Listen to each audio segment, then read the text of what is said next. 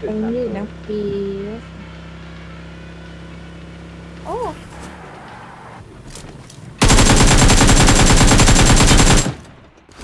ปีหน้าพี่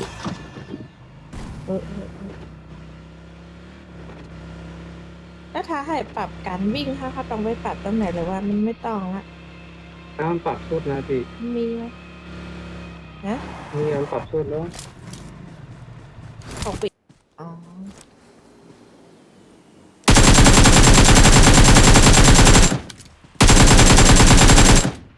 พอไปยิบก่อยเรียนบอกว่าให้ไปเถอะอีโนถ้าให้ดีมันต้องเล่นอันไหนมันจะวิ่งมันจะแอน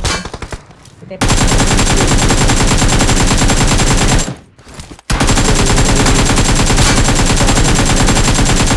บไป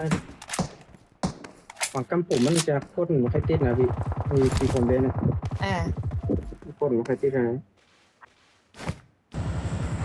เล่นนะ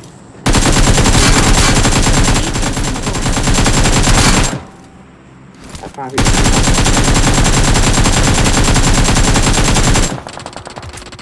ก่อนสมิธถังนึงนะก่อนสมิธเหรอพร้อมป่ะถ้าเป็นตัวจริงเราให้เอาหมดแล้วตัวแบบนี้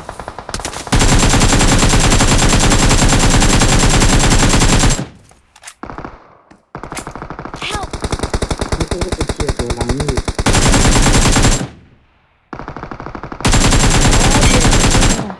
เอาไปแล้ว ฮะ